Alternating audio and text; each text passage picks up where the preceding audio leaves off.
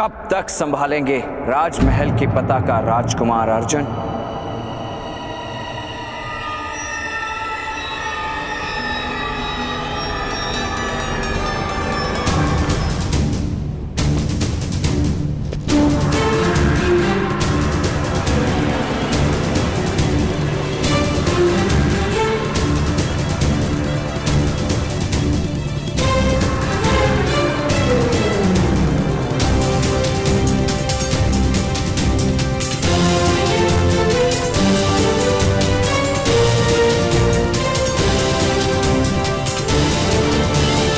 जिस क्षण मैं विश्व का सर्वश्रेष्ठ बाणावली बनकर लौटूंगा, मेरा प्रथम लक्ष्य हस्तिनापुर की राजपताका होगी।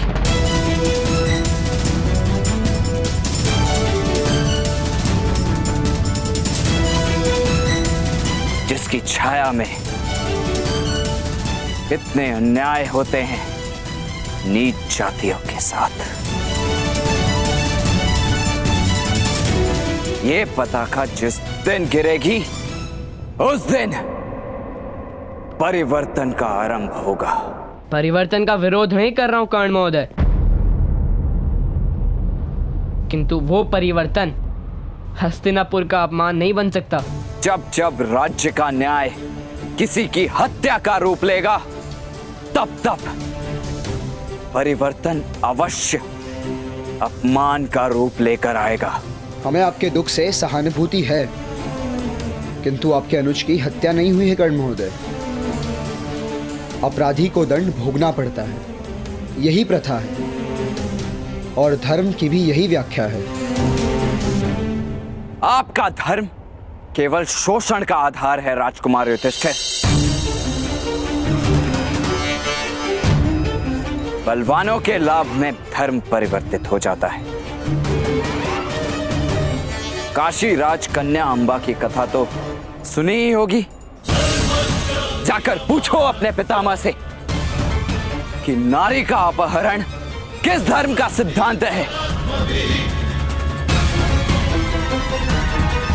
उस नारी को आत्महत्या करनी पड़े, ये किस धर्म की व्याख्या है?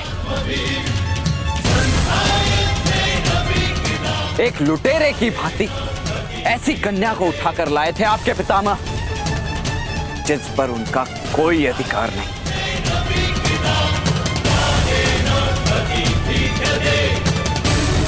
सूत पुत्र कर्ण, अपने मर्यादा का विस्मरण मत करो, अन्यथा तुम्हारे प्राण भी जा सकते हैं।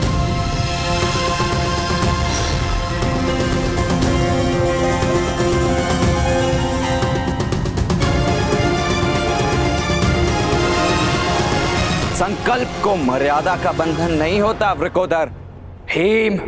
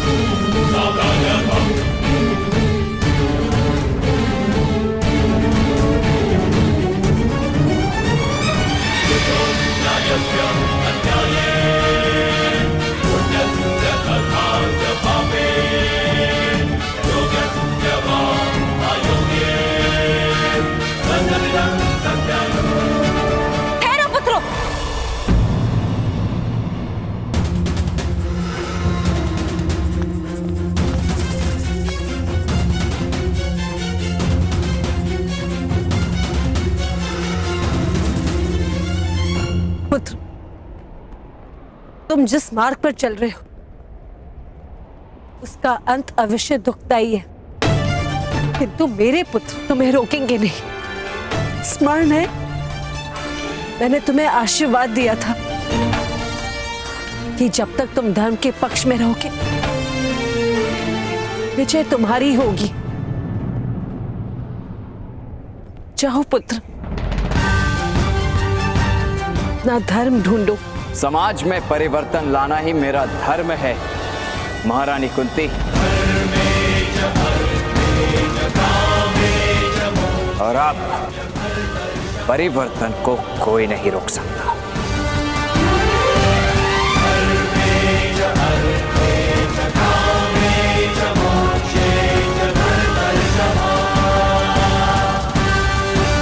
प्रणिपात।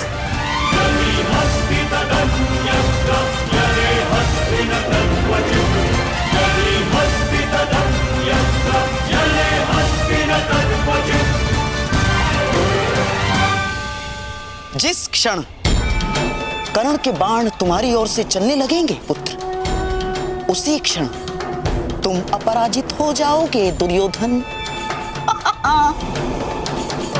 किंतु मामाश्री, अपने भाई की मृत्यु के पश्चात कर्ण किसी क्षत्रिय के आदेश का पालन नहीं करेगा।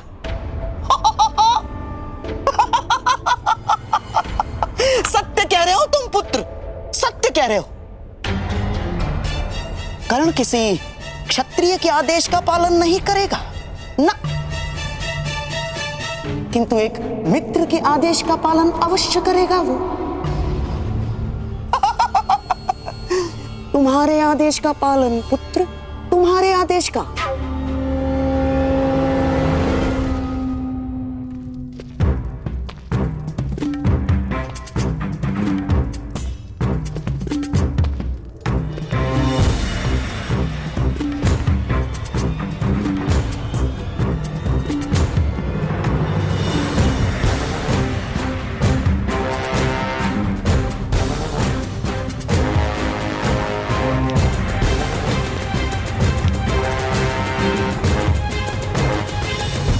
आपके साथ हुए अन्याय का प्रतिशोध लेने में आपकी सहायता करने की इच्छा है मेरी।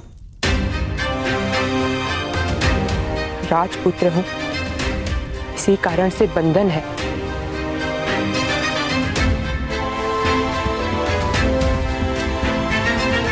मैं उस बंधन से मुक्त होकर आपसे मित्रता करने की आस लेकर आया हूं।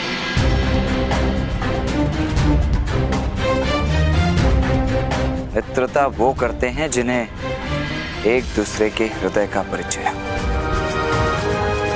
मुझसे मित्रता करने का अर्थ है आपको मेरे हृदय की पीड़ाओं का अनुभव स्वयं करना होगा। मैं सज्ज हूं, किंतु अभी मैं सज्ज नहीं। आपका बंधन आपका मुकुट नहीं, आपका जन्म है।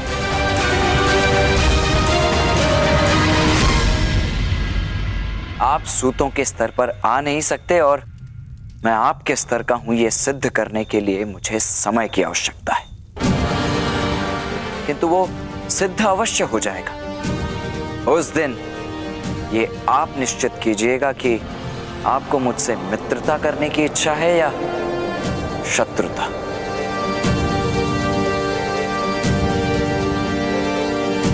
क्योंकि दोनों ही समान स्तर पर होती हैं।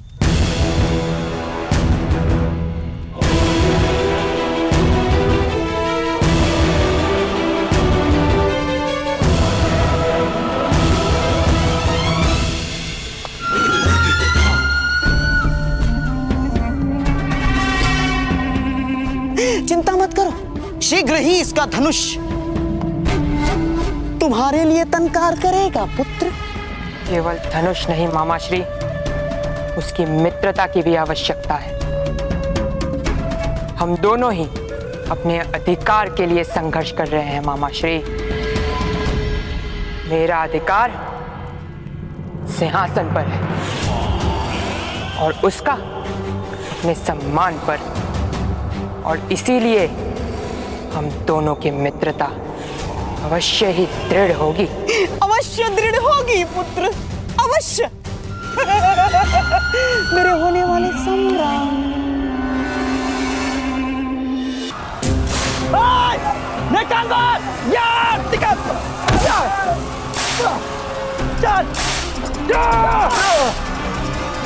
ये किस प्रकार का अन्याय है चारुदत्त महोदय? यदि आप रथ का आधा मूल्य चुकाएंगे तो मेरा परिवार जीवित कैसे रह पाएगा? आप ही बताइए, मैं क्या करूं? भीख मांगो, अधिक परिश्रम करो। क्षमा कर दो महाराज, क्षमा कर दो। कोई सहायता नहीं मिलेगी।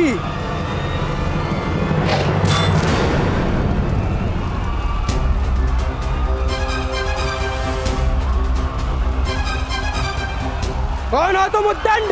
अधीरथ पुत्र कर्ण, अभी से उद्दंडता का अभ्यास कर लो, क्योंकि जहां जहां अन्याय होगा वहां वहां कर्ण ही उपाय होगा।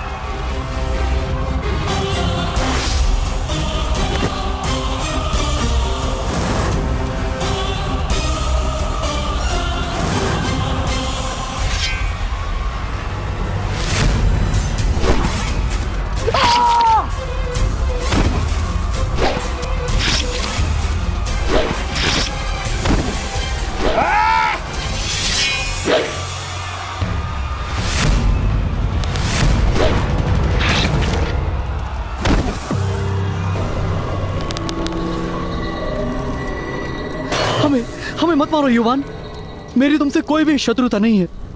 किंतु मेरे समाज से शत्रुता, मुझसे शत्रुता है। तुम्हारा साहस और सामर्थ्य अद्भुत है, किंतु लकड़ी के इन तीरों से ही क्या सारे हस्तिनापुर को पराजित कर पाओगे?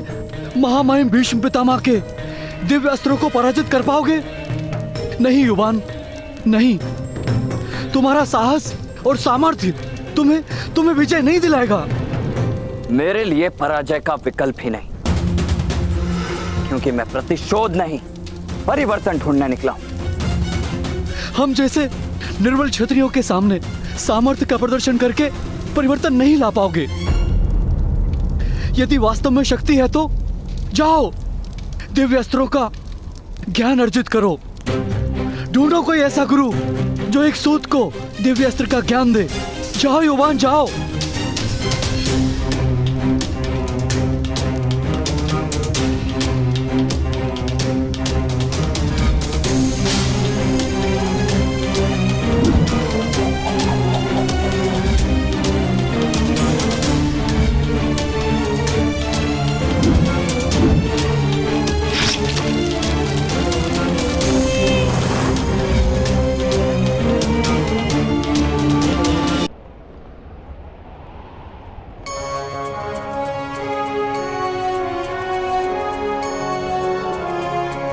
राजकुमारों, शस्त्र, शास्त्र, न्याय दर्शन, ये सभी विद्याएं देने के लिए मैं सज्ज हूं, और आप सभी अपनी अपनी क्षमता के अनुसार विद्या प्राप्त करेंगे। तो मुझे विश्वास है अपने 106 शिष्यों पर।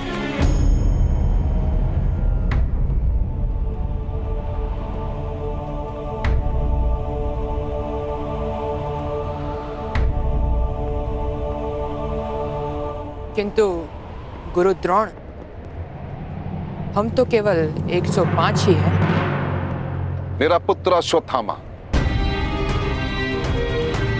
वो भी आप लोगों के साथ इसी गुरुकुल अभ्यास करेगा।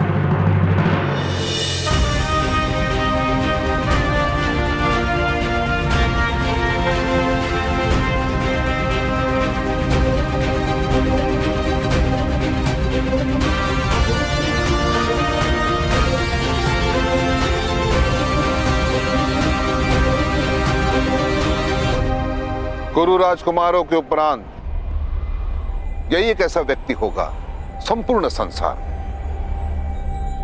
जो मेरे माध्यम से मेरे गुरु भगवान परशुराम की विद्याओं का वहन करेगा।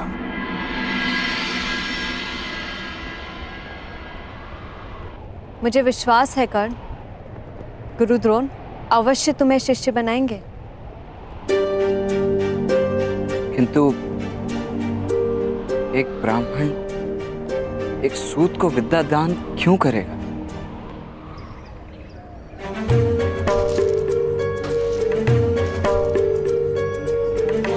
प्रत्येक गुरु को लालसा होती है कर्ण कि उसका शिष्य विश्व में श्रेष्ठ सिद्ध हो, और धनुर्विद्या में तुमसे श्रेष्ठ होने की क्षमता किसी में भी नहीं।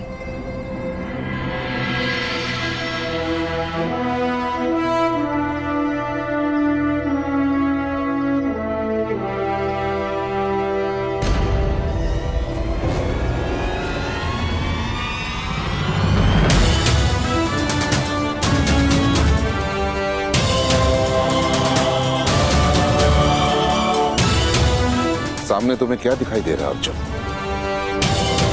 वृक्ष दिखाई दे रहा है? नहीं। वृक्ष पर पक्षी दिखाई दे रहा है अर्जुन? नहीं, केवल पक्षी की आंख दिखाई दे रही है।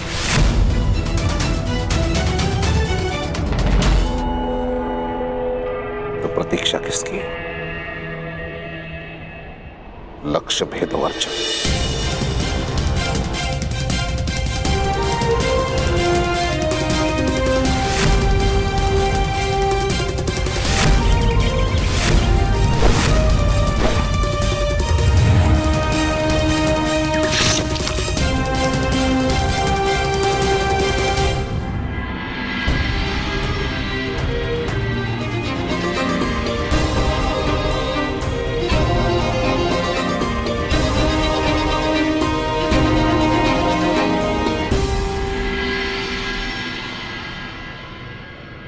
तुम उनके समक्ष जाकर अपना सामर्थ्य सिद्ध करो कर्ण। मुझे विश्वास है वो शिष्य के रूप में तुम्हें स्वीकार करेंगे।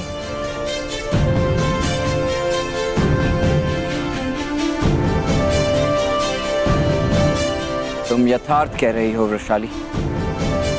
अब गुरु द्रोण ही मुझे विश्व का सर्वश्रेष्ठ धनुर्धारी बनाएंगे। अर्जुन, विश्व का श्रेष्ठ धनुर्धर बनने की क्षमता है तुम में।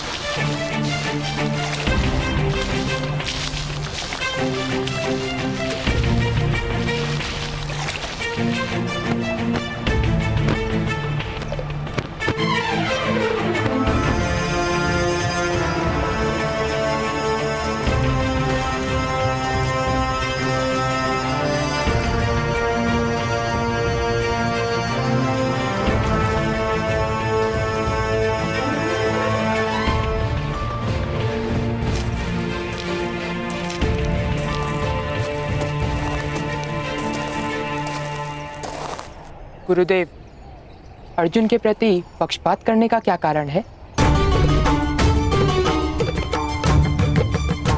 मैंने कभी भी किसी भी शिष्य के साथ पक्षपात नहीं किया दुर्योधन। सदैव सच्चे शिष्य का साथ दिया। और वैसे भी गुरु का ज्ञान बहते झरने की तरह होता है। ये तो शिष्य पर निर्भर होता है कि वो अपने गुरु से कितना ज्ञान प्राप्त करे। ये उसकी क्षमता है। मैं केवल आपका शिष्य नहीं, आपका पुत्र भी हूँ। पिता के ज्ञान पर पुत्र का अधिकार होता है। फिर भी आप वो सारा ज्ञान अर्जुन को क्यों दे रहे हैं? मुझे क्यों नहीं दे रहे हैं? मैंने तुम्हें कितनी बार समझाया है कि जिस प्रकार वृक्ष की जड़ें धरती में से जल ढूंढ ही लेती हैं, उसी प्रकार एक सच्चा शिष्य अपने गुरु से ज्ञान प्राप्त कर ही लेता है। फिर मेरा पक्षपात नहीं है, ये तो अर्जुन का गुण है।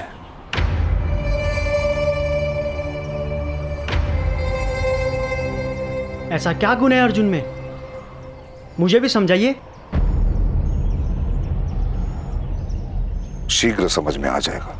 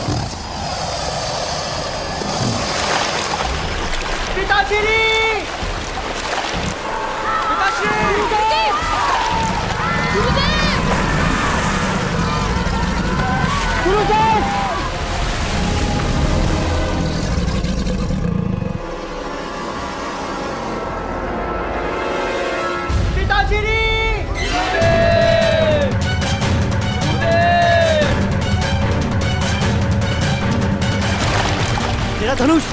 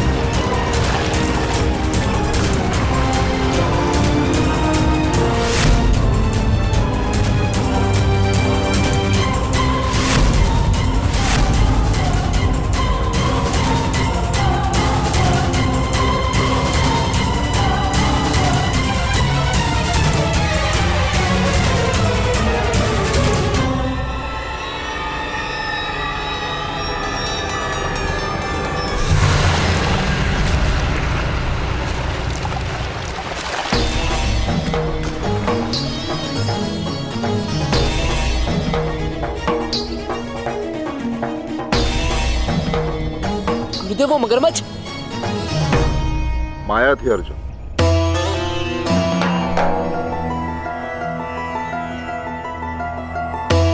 केवल माया। चलो।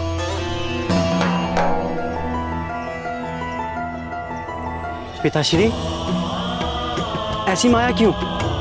जब मगरमच्छ ने मुझे पकड़ा तब तुमने क्या किया? मैं अपने शस्त्र की ओर दौड़ा, आपकी रक्षा करने हेतु। परंतु केवल अर्जुन ही है जिसने मेरे स्थान पर अपना बलिदान देने का प्रयास किया। केवल अर्जुन।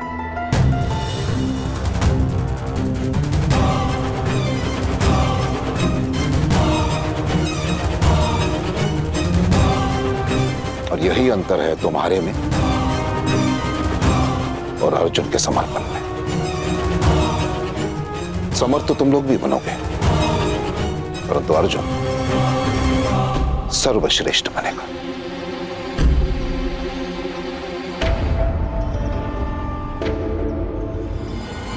यदि तुम में से किसी को भी श्रेष्ठ बनने की इच्छा है तो अर्जुन जैसे बनने का प्रयास करो।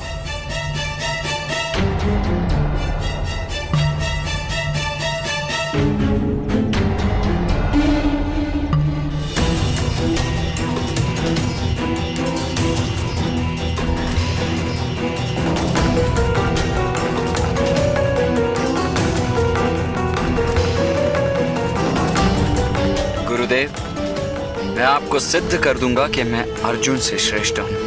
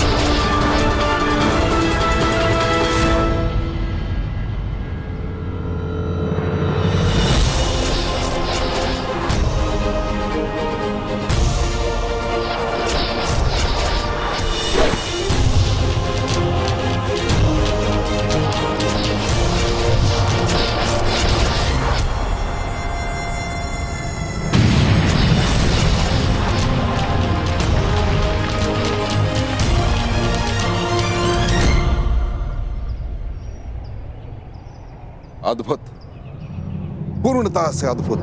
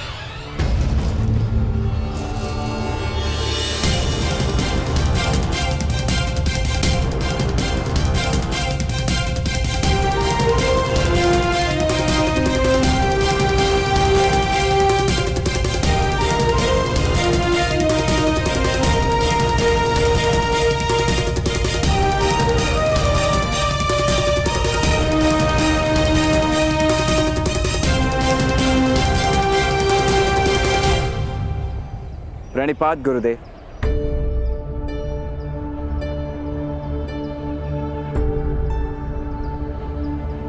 आपने कहा था गुरुद्रोण, यदि सर्वश्रेष्ठ बनने की इच्छा है तो अर्जुन जैसा बनने का प्रयत्न करो। मैंने न केवल प्रयत्न किया है, मैं सफल भी रहा हूं। आप कृपा करके मुझे अपने शिष्य के रूप में स्वीकार कर लीजिए। तुम वास्तव में चमत्कारी हो पुत्र, परंतु स्मरण रहे, इस विश्व में उत्तम अनेक हो सकते हैं, परंतु श्रेष्ठ केवल एक। मुझे विश्वास है कि यदि मैं आपसे शिक्षा ग्रहण करूंगा तो अवश्य एकमेव सर्वश्रेष्ठ बनकर दिखा सकता हूं।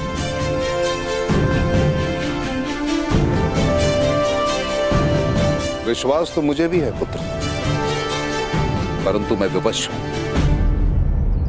क्योंकि मैं केवल और केवल राजकुमारों को ही शिक्षा देता हूं।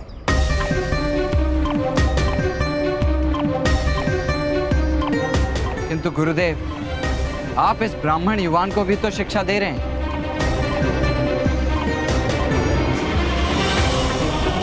यह मेरा पुत्र है अश्वत्थामा, और एक पिता के ज्ञान पर पुत्र का पूर्णता से अधिकार होता है। और क्या जिस मनुष्य को शिक्षा प्राप्त करने की लालसा है, उसे भी क्या ज्ञान पर अधिकार प्राप्त नहीं होना चाहिए? गुरुदेव, शिक्षा किसी की पैतृक संपत्ति नहीं है, और योग्यता जाति नहीं देखती, क्योंकि योग्यता एक प्रवाह है जिस पर अंकुश लगाना असंभव है।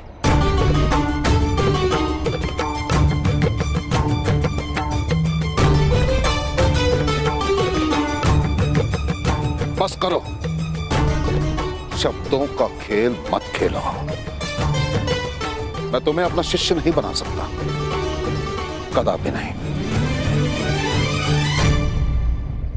जैसे आभूषण बनने का भाग्य केवल स्वर्ण के पास होता है और लोहे के पास केवल कवच बनने का, इसके अतिरिक्त तो कुछ नहीं, वैसे मनुष्य का भी भाग्य होता है, उसके अतिरिक्त उसे कुछ नहीं मिलता। किंतु गुरुदेव, शास्त्र कहते हैं कि ईश्वर की कृपा से तो भाग्य भी परिवर्तित हो सकता है, और गुरु की श्रेणी तो ईश्वर से भी ऊंची मानी गई है। तो गुरुदेव, आप क्यों मित्र कर्ण का भाग्य परावर्तित नहीं कर सकते?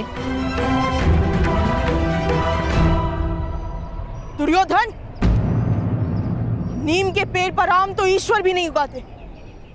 ईश्वर के बनाए गए नियमों को कोई नहीं तोड़ सकता। जब एक सूत को शस्त्र विद्या प्राप्त करने का अधिकार ही नहीं, तो गुरुदेव अधर्म किस प्रकार कर सकते हैं? तो प्रकट करो ईश्वर को यहां और सिद्ध करो कि ये उसी का बनाया हुआ नियम है। अब असत्य है, ब्राह्मण और क्षत्रियों का रचा हुआ नियम है ये। शक्ति और सामर्थ्य में किसी से भी कम नहीं हूं मैं। प्रश्न शक्ति या सामर्थ्य का नहीं है सूत पुत्र कर्ण।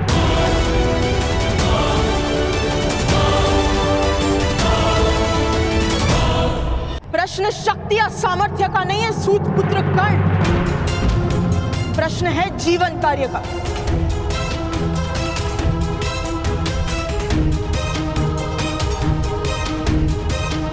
और तुम्हारा जीवन कार्य है अपने समग्र सामर्थ्य का उपयोग करके विश्व का श्रेष्ठ सारथी बनना। विश्व के श्रेष्ठ सारथी का नाम है अधीरथ सुषेण, और ये उसका पुत्र विश्व का सर्वश्रेष्ठ धनुर्धारी बनकर दिखाएगा।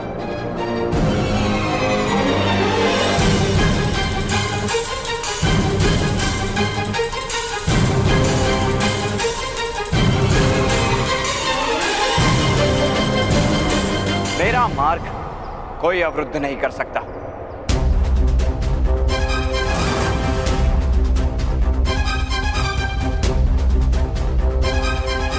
विकोदर भीम, विस्मरण हो गया कि लंका नरेश रावण भी एक वानर अंगद का पैर भूमि से नहीं हटा पाए थे, तो तुम में क्या शक्ति?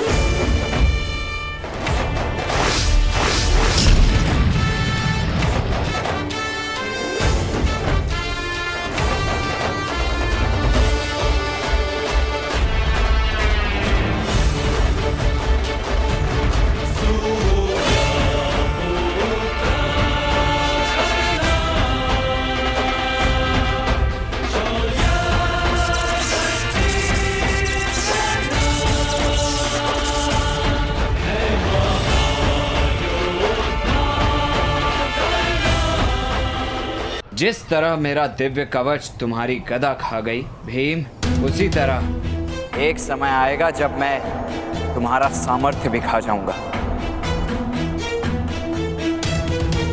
तो तुम अपने कवच के कारण स्वयं को शक्तिशाली मानते हो? मेरा कवच तो ईश्वर की दी हुई कृपा है और मैं कृपा को शक्ति नहीं मानता गुरुदेव। आवश्यकता पड़ने पर कवच के तन से उतरने के पश्चात भी मैं अपनी शक्ति सिद्ध कर सकता हूं, किंतु उसके लिए मुझे एक अवसर की आवश्यकता होगी। मैं एक बार फिर विनती करता हूं कि मुझे अपने शिष्य के रूप में स्वीकार करके मुझे एक अवसर दीजिए। आप अर्जुन को श्रेष्ठ करने का प्रयास कर रहे हैं, किंतु बिना प्रतिस्पर्धा के आपके शिष्य की श्रेष्ठता किस प्रकार सिद्ध हो सकती है?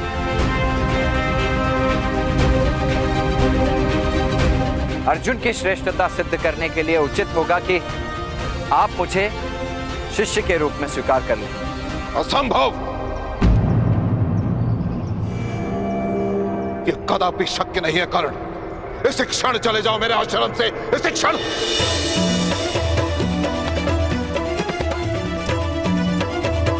तुम अपने अहंकार की पुष्टि करने के लिए ज्ञान ढूंढ रहे हो, परंतु मेरी एक बात का स्मरण रहे कर्ण कि जब ज्ञान ढूंढते हैं उन्हें अवसर मिलता है, और जो अवसर ढूंढते हैं उन्हें ज्ञान कभी नहीं मिलता। स्मरण रहे।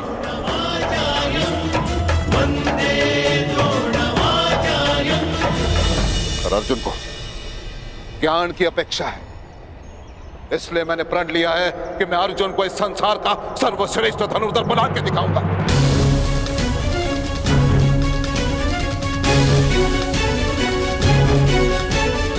अर्जुन, क्या तुम मेरे इस प्रण को पूरा करने में सज्ज हो?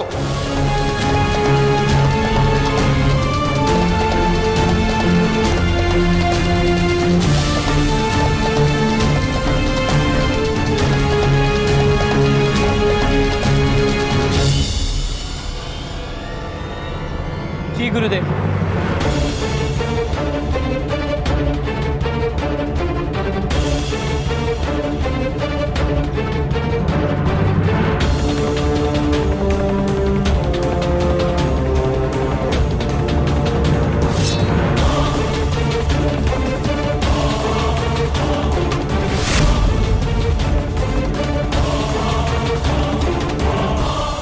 मैं आपका प्रण अवश्य पूर्ण करूंगा।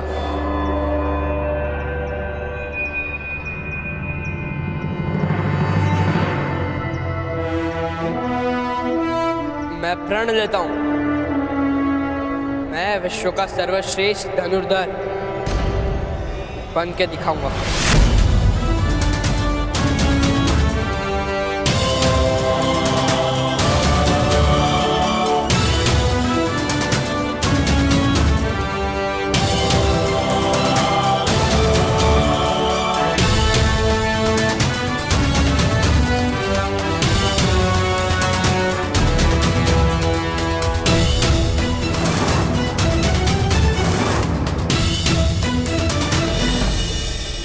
मैं भी आपको एक वचन देकर जाता हूं गुरुदेव, जिसे आप विश्व का श्रेष्ठ धनुर्धारी बनाने का प्रयत्न कर रहे हैं। मेरे जीवित रहने तक कोई भी उसे सर्वश्रेष्ठ धनुर्धारी नहीं कह पाएगा।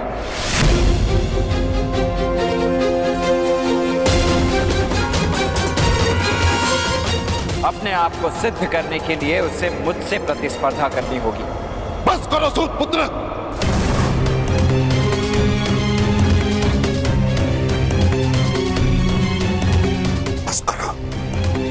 मेरे क्रोध की परीक्षा मत लो, अन्यथा अनर्थ हो जाएगा। और स्मरण रहे,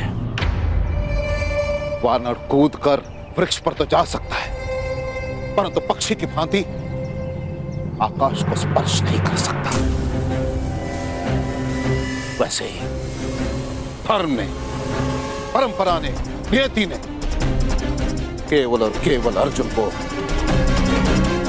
श्रेष्ठ का अधिकार दिया है। केवल अर्जुन।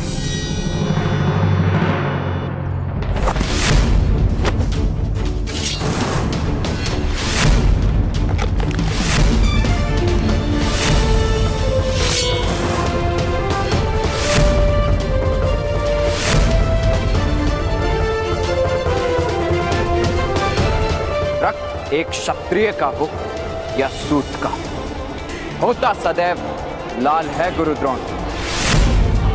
यदि शिक्षा प्राप्त करने का संकल्प दृढ़ हो तो एक सूत की नियति भी बदलती है और सर्वश्रेष्ठ धनुर्धारी बनना अब मेरे जीवन का लक्ष्य होगा और कर्ण का ये प्रण है।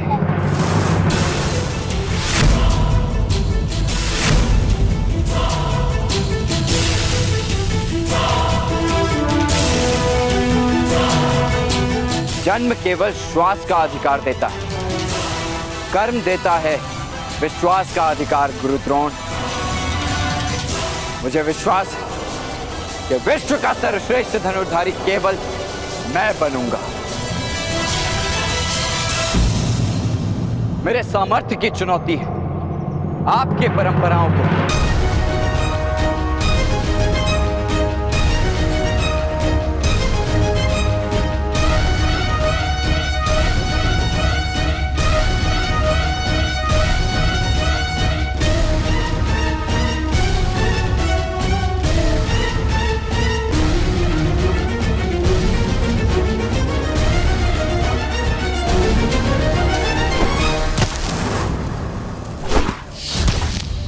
क्रोधित होने की आवश्यकता नहीं है कर्ण। भूल हमारी ही थी जो हमने क्षत्रियों के कुलगुरु से न्याय की अपेक्षा की। क्षत्रिय हो या ब्राह्मण, कोई अपने से नीचे वर्ण को आदर नहीं देता। मैं केवल और केवल राजकुमारों को ही शिक्षा देता हूं। जब एक सूत को शस्त्र विद्या प्राप्त करने का अधिकार ही नहीं, तो गुरुदेव अधर्म किस प्रकार कर सकते हैं? कि जो ज्ञान ढूंढते हैं उन्हें अवसर मिलता है, और जो अवसर ढूंढते हैं उन्हें ज्ञान कभी नहीं मिलता। स्मरण रहे। इसलिए मैंने प्रण लिया है कि मैं अर्जुन को इस संसार का सर्वश्रेष्ठ धनुर्धर बना के दिखाऊंगा। मैं प्रण लेता हूँ, मैं विश्व का सर्वश्रेष्ठ धनुर्धर बन के दिखाऊंगा। परंपरा ने, नियति ने केवल और केवल अर्जुन को श्रेष्ठ का अधिकार दिया।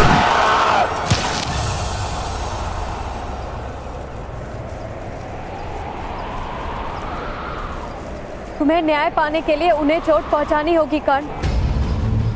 उन्हें ये अधिकार मत दो कि वो तुम्हें आहत कर सके।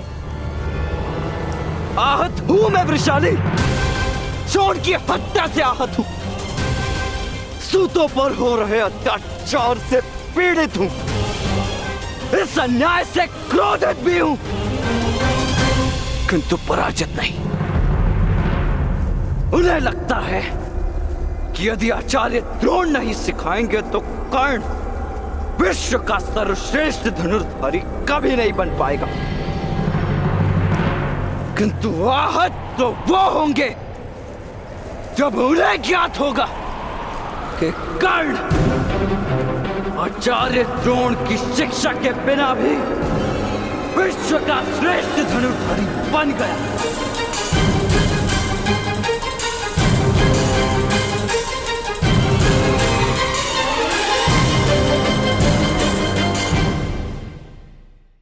उन्हें लगता है कि यदि आचार्य द्रोण नहीं सिखाएंगे तो कर्ण विश्व का सर्वश्रेष्ठ धनुर्धारी कभी नहीं बन पाएगा। किंतु आहत तो वो होंगे जब उन्हें ज्ञात होगा कि कर्ण आचार्य द्रोण की शिक्षा के बिना भी विश्व का श्रेष्ठ धनुर्धारी बन गया।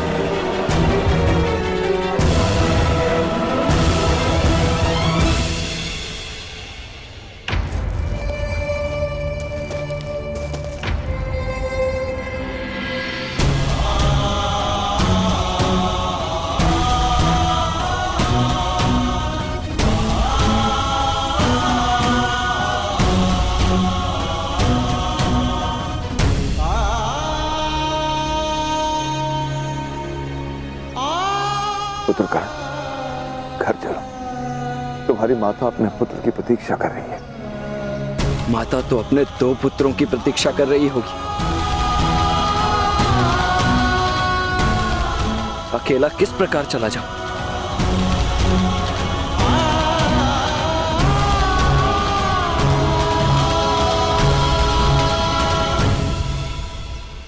कर्ण, घाव औषधि लगाने से भरता है, अनदेखा करने से नहीं। राधा की औषधि तुम हो। कर चलो, तुम्हारी माता चिंतित होगी।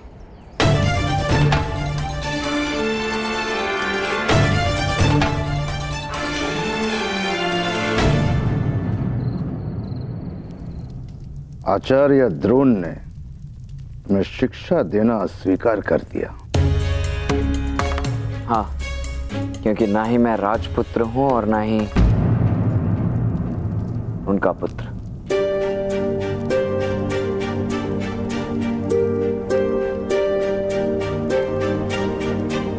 मुझे लगता है हमें ये स्थान छोड़कर कहीं और जाकर बस जाना चाहिए। कहां जाएंगे पिताश्री? कहां जाएंगे? जहां भी जाएं, न शोण के साथ हुआ अन्याय हमारा साथ छोड़ेगा और ना ही हमारे मस्तक पर लिखा हुआ है। हम जहां भी जाएंगे वहां भीष्म और द्रोण होंगे, किसी भिन्न रूप में, किसी भिन्न वेश में। हमें ये युद्ध यहीं लड़ना होगा, यहीं जीतना होगा। मूर्खों की भांति बातें ना करो कर्ण। यदि अन्याय को न स्वीकार करना मूर्खता है तो हाँ, मैं मूर्ख हूं। पिताश्री, कर्ण कहीं भी चला जाए, अपना प्रतिकार लेने हस्तिनापुर लौटेगा। जो युद्ध मैंने प्रारंभ किया है उसकी परिणति यहीं हस्तिनापुर में होगी।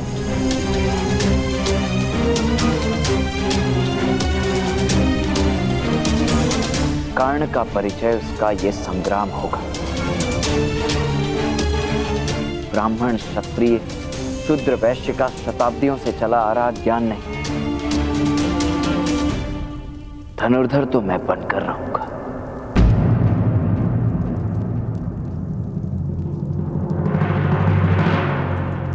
एक सूत पुत्र को धनुर्विद्या कौन सिखाएगा? कौन तुम्हें महामहिम भीष्म और आचार्य द्रोण के समक्ष लाकर खड़ा कर पाएगा? कौन?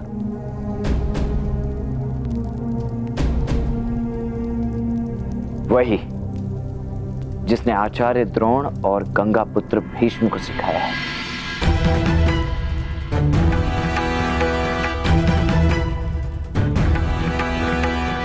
इन दोनों महारथियों के भी तो कोई गुरु होंगे। यदि उनमें से कोई मुझे सिखाए तो बताइए पिताश्री, कौन है इनके गुरु?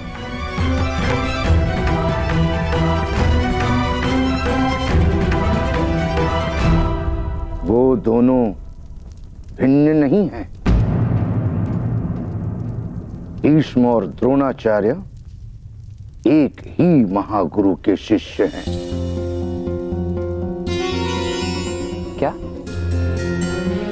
ये दोनों महायोद्धा एक ही गुरु के शिष्य? कौन है वो महागुरु? वो बस भ्राताश्री,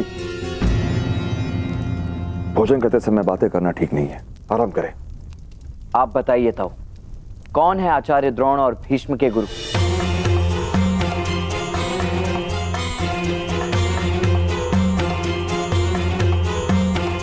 उत्तर क्यों नहीं देते आप मुझे? उससे कोई लाभ नहीं होगा कर्ण, उसे जानने तो दो। बस भ्राता, आप पहले ही कर्ण को पर्याप्त बिगाड़ चुके हैं और हर प्रश्न का उत्तर जानने के लिए हर कोई पात्र नहीं होता। यदि आपने कर्ण से इस विषय में बात की तो मेरा मरा हुआ मुख देखेंगे आप।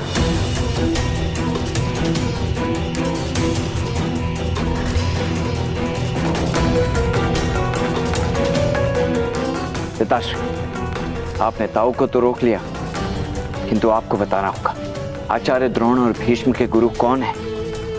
पर्याप्त बोल चुके हो कर्ण। जाओ भोजन कर लो।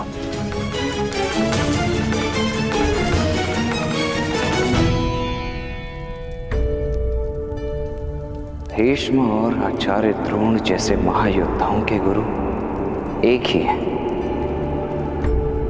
कौन हो सकते हैं? परशुराम, मेरे भगवान परशुराम, मेरे आराध्य परशुराम।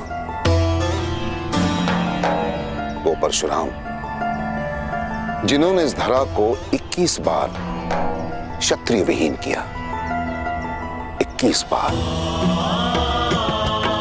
और अपने शस्त्र और शास्त्र का ज्ञान मुझे सौंप दिया।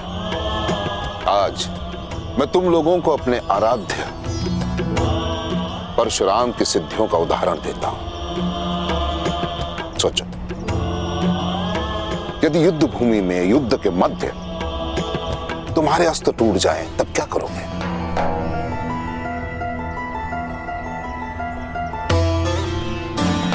कैसे जीतोगे युद्ध, वो भी निशस्त्र? असंभव है ना। परंतु मेरे आराध्य ने इसे संभव करके दिखाया। उन्होंने बताया, यदि तुम्हारा हृदय पवित्र है और लक्ष्य अटल, तो प्रकृति की कोई भी वस्तु शस्त्र बन सकती है। जैसे कि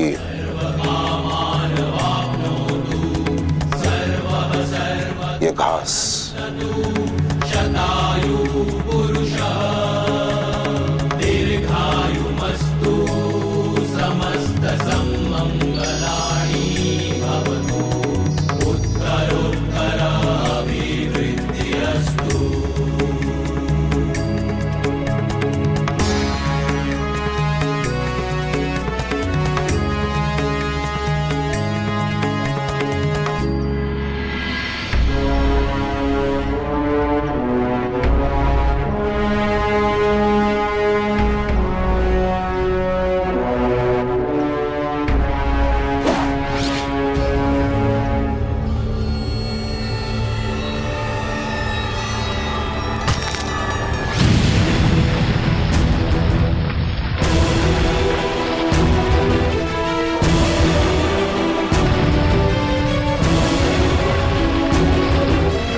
इसे कहते हैं ऐच्छिकास्त्र। वो अस्त्र जो अपनी इच्छा से प्रकट होता है, इच्छा से। गुरुदेव, क्या आप हमें इसका प्रयोग करना सिखाएंगे? अवश्य, परंतु समय आने पर, और वो भी उसे जो इस सिद्धि के योग्य हो।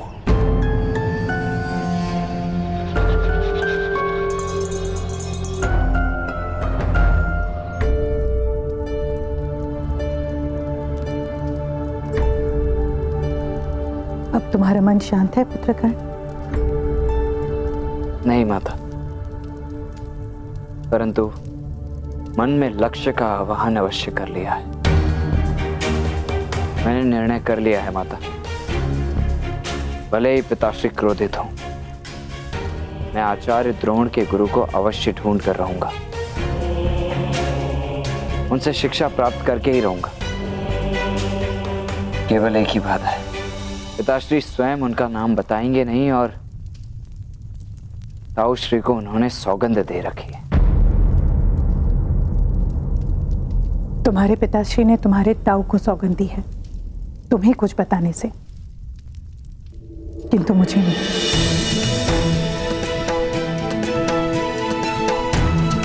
ताऊ ने मुझे सब कुछ बता दिया है कर्ण।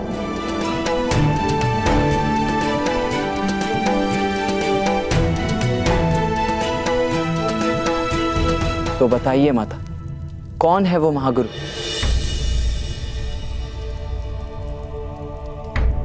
परशुराम। कुछ लोगों के लिए परशुराम भगवान विष्णु के अवतार हैं। परशुराम, भगवान परशुराम। गुरुदेव बताइए ना, आपके गुरु भगवान परशुराम इस समय कहाँ हैं? महेंद्रगिरी में, यहां से बहुत दूर। क्या वहां वो कोई आश्रम संचालित कर रहे हैं? नहीं, मेरे पश्चात उन्होंने किसी को भी अपना शिष्य नहीं बनाया। उन्होंने संकल्प लिया कि वो कभी भी युद्ध नहीं करेंगे।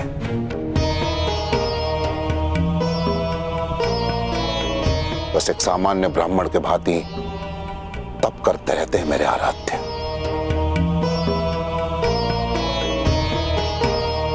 अब तुम सब जाओ। प्रणिपात गुरुदेव। स्वास्थ्य। अर्जुन,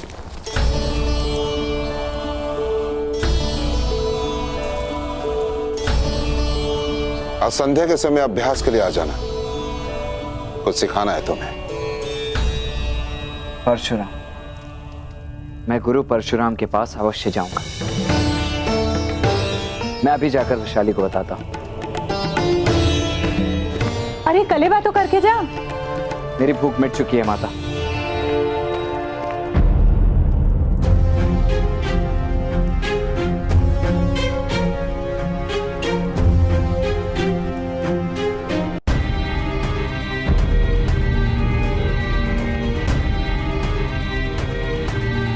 प्रणिपात ताऊ। प्रणिपात पिताश्री।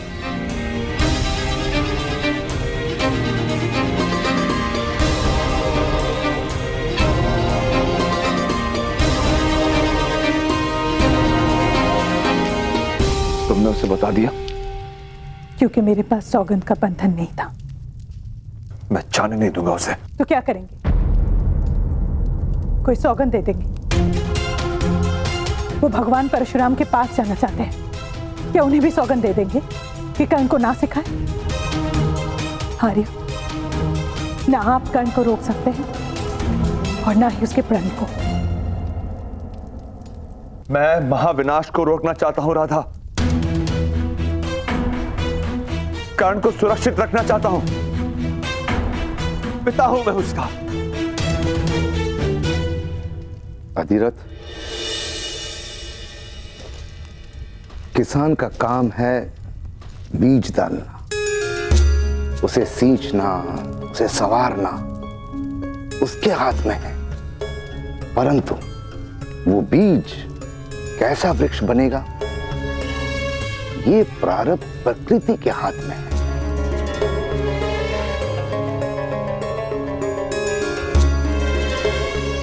तुमने अपना काम कर दिया, अब कर्ण का प्रारब्ध क्या होता है ये नियति पर छोड़।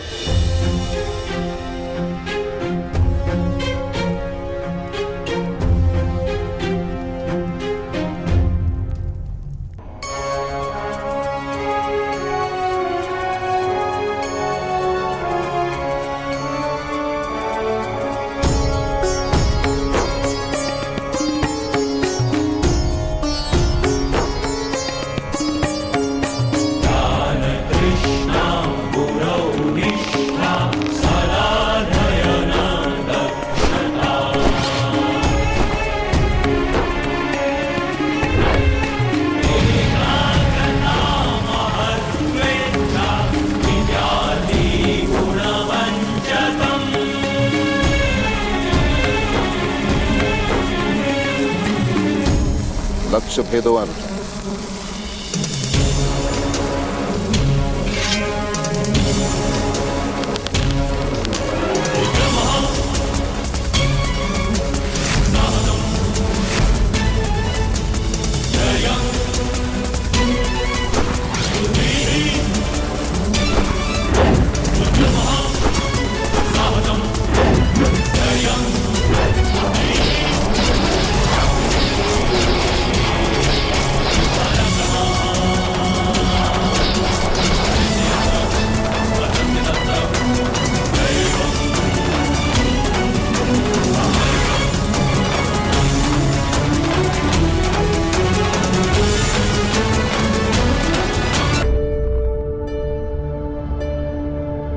मक्खी इस विश्व का सबसे छोटा और चपल जंतु है, और जो धनुर्धर इसे उड़ते मक्खी को भेद दे वही इस संसार का सर्वश्रेष्ठ धनुर्धर है। फिर से लक्ष्य साधो अर्जुन।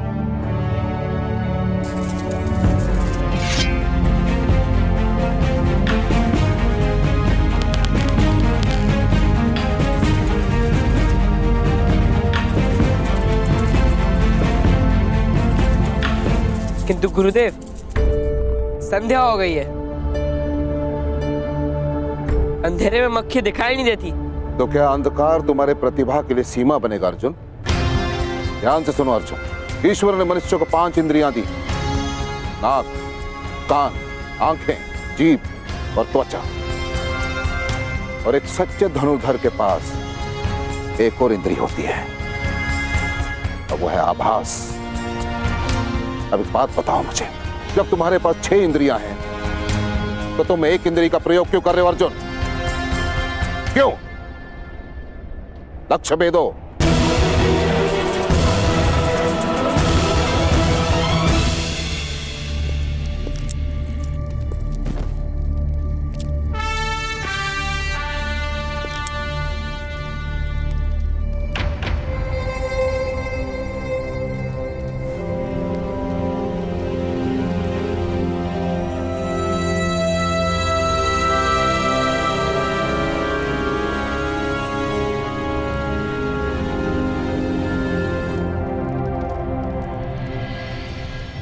आशीर्वाद दीजिए माता।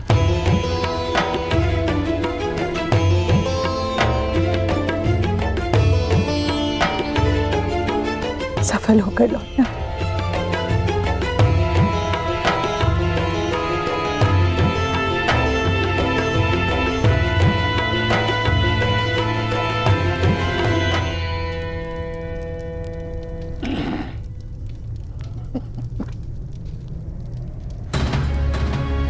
संकल्प पूर्ण करके ही लौटना।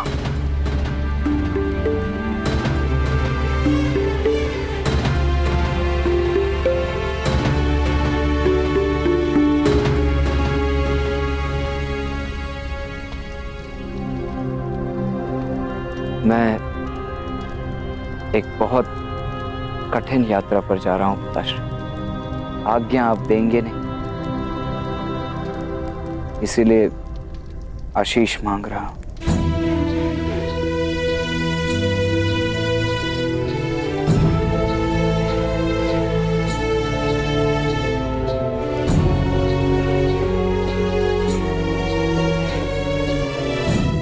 पुनः कर्ण जब भी आपको इसी भांति दंडवत प्रणाम करे,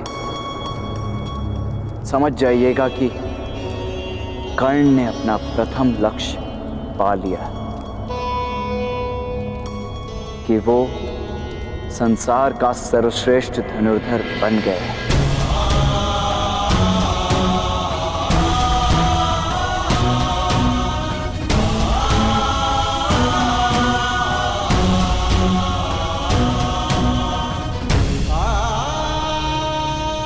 मार्ग मिला है, लक्ष्य नहीं। यदि तुम परशुराम जी को पा सके तो तुम्हें शिक्षा नहीं देंगे, वो केवल ब्राह्मण को शिष्य बनाते हैं।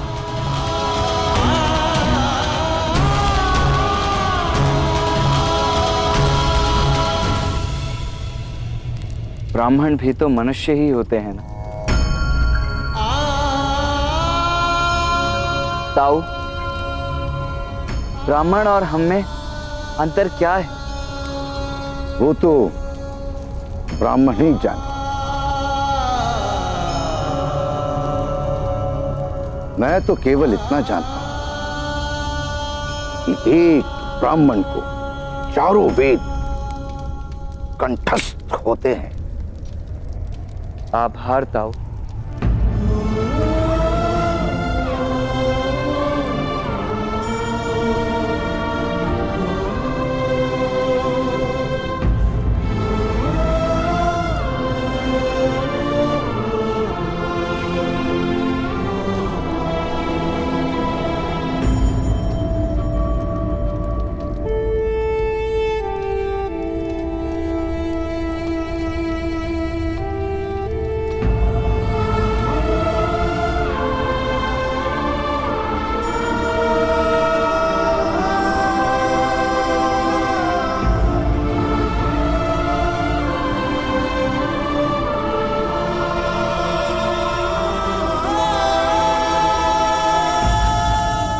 राधेय कर्ण अपनी माता की शपथ लेकर कहता है,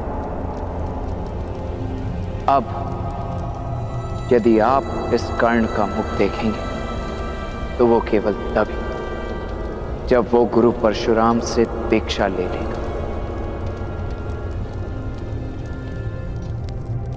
अन्यथा आप मुझे कभी नहीं देखेंगे।